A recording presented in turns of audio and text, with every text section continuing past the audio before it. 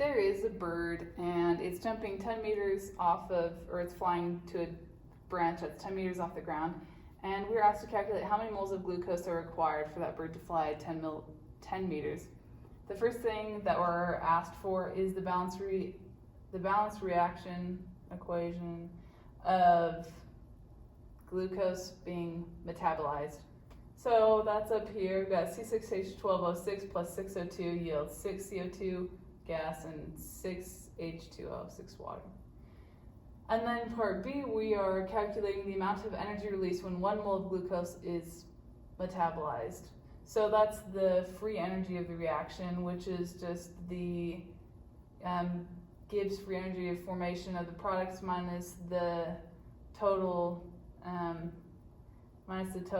delta G of F of the reactants. And then these are the values. We're given the glucose one, and then we find the other ones from the OpenStax table.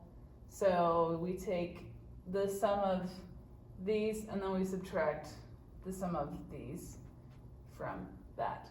So we've got the 6 moles of water, 6 moles of carbon dioxide, so you multiply each of the delta G of F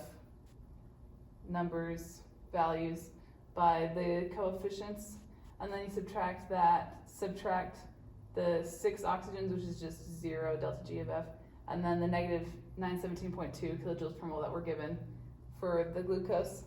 So after you do all that math, you've discovered that the delta G of the reaction, the Gibbs free energy of the reaction, is negative 2872, 2,800. Let me just say that over again. The delta G of the reaction is negative 2,872 kilojoules per mole, which is the amount of energy released when 1 mole of glucose is metabolized.